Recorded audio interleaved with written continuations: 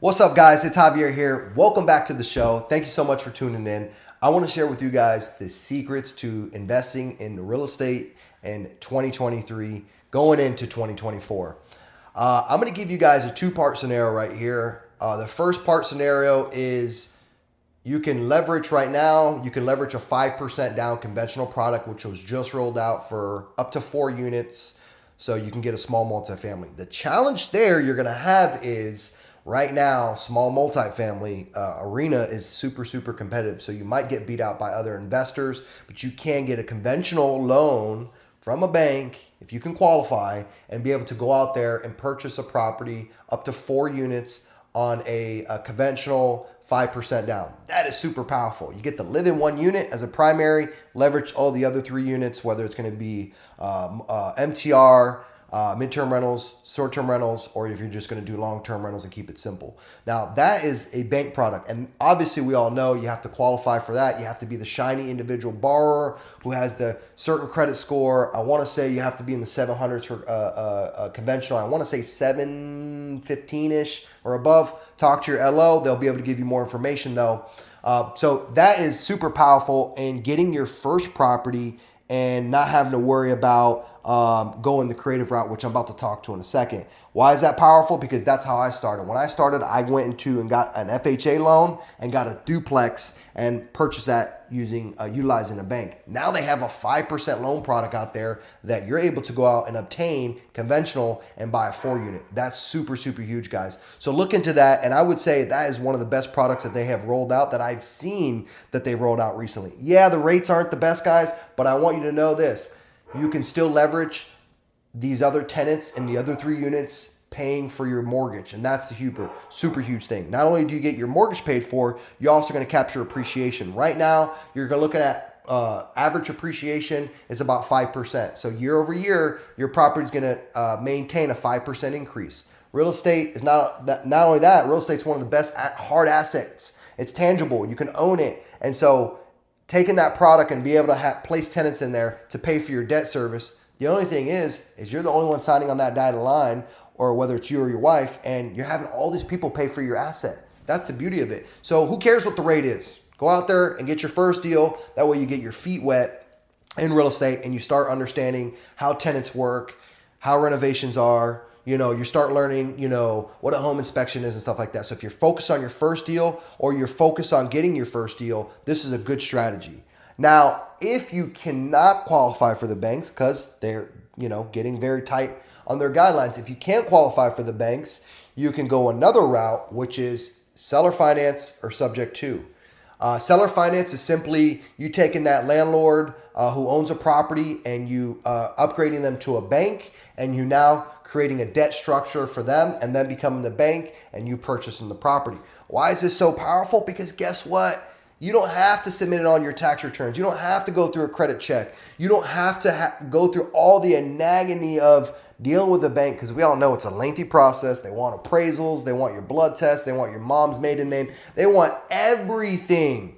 And obviously, that's a lot of stuff. And most people can't qualify for a home mortgage. So don't let your limitations stop you there. You can go out and seller finance something that will be suitable for you and your family, whether that's single family, a small multifamily, or you could do what's called subject to. Subject to is where you're taking over the loan payments on somebody else's property.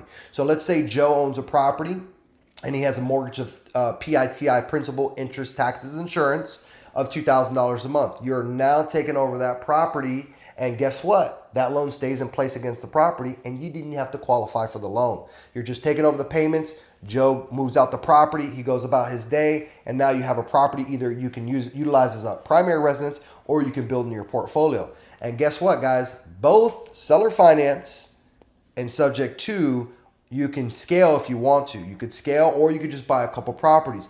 These would be more so a more powerful strategy up in the 2024 market right now, because we don't know what rates are doing. And right now rates are in our favor. And if you go and get a bank rate, guess what? A bank loan, if you're not using that conventional product, you go get an investment product, they're going to charge you 15 to 20% down on the purchase price.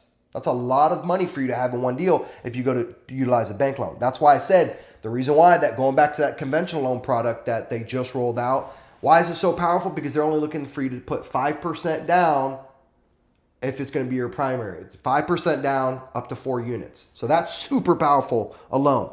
Now, on the flip side of it, going on the creative side, the reason why that's awesome is because you don't have to deal with that bank. So that bank is now out of the picture, and now you're only going to deal with that seller for the seller finance or doing a subject to.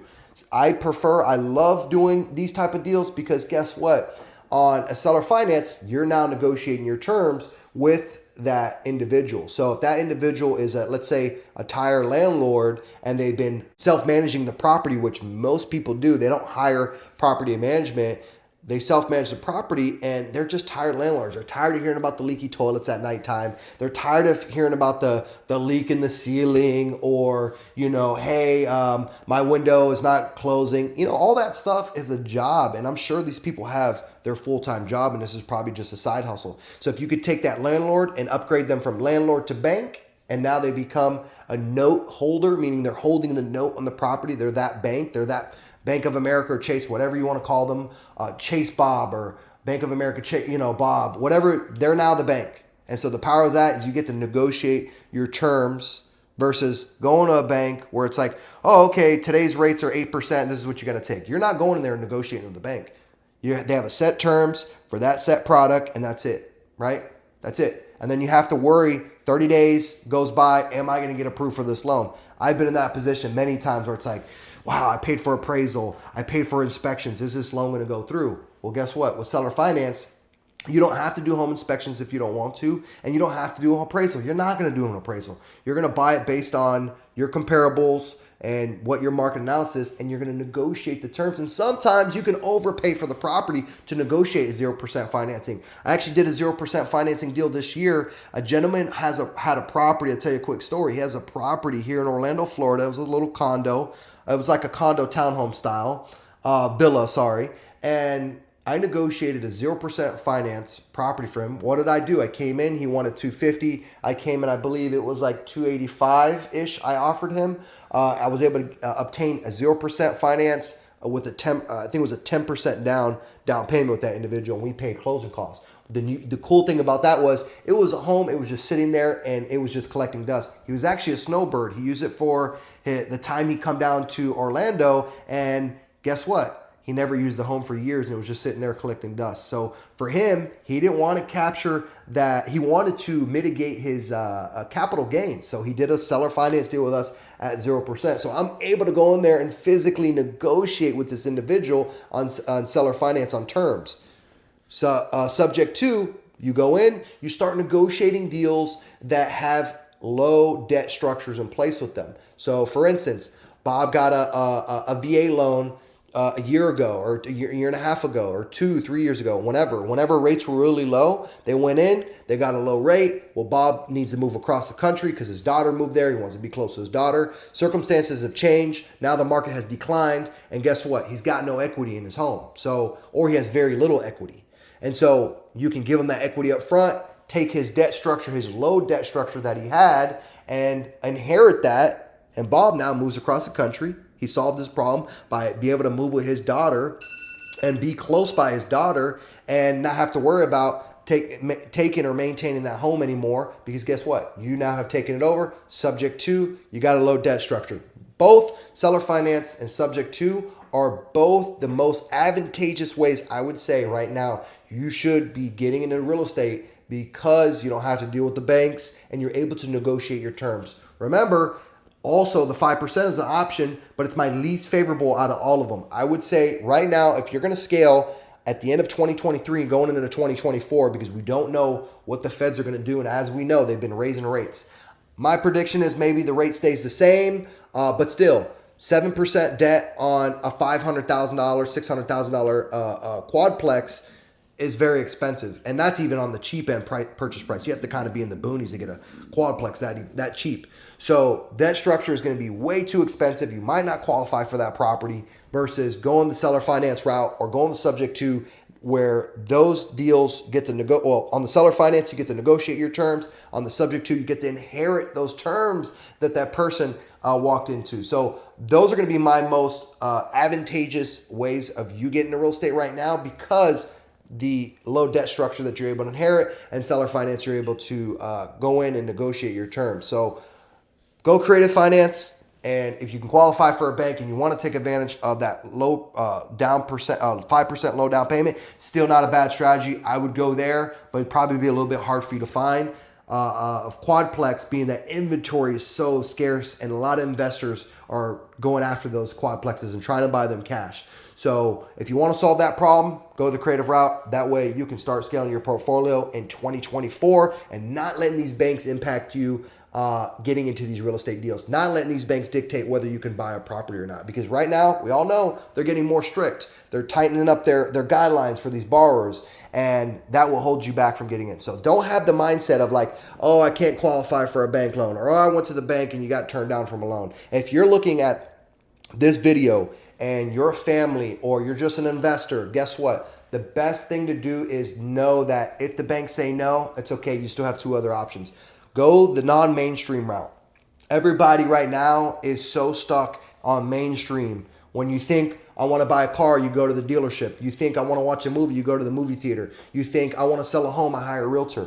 Get that out of your mind. Don't go mainstream and go into the creative finance arena and start locking up deals. And guess the best part is you don't even have to be the expert at talking to the sellers and locking up these deals. You know why? Because you can get with an investor or wholesalers who will wholesale these deals to you, whether it's a single family or a multifamily. They'll go out there and do all the work. They'll pull the list. They'll make the calls. They'll negotiate the deal. You just pay them an assignment fee. You buy that paper, and now you inherit and purchase that property. So these would be my key things that I tell you in 2024, being that the market and the feds are tightening up right now. They're going to keep either raising, or I think they're going to keep the same rate. I don't feel like they're going to go down just yet. So let's see what happens. But these would be my key things that I tell you. Go creative in 2024 if you want to get in a home, whether it's a primary or an investment property.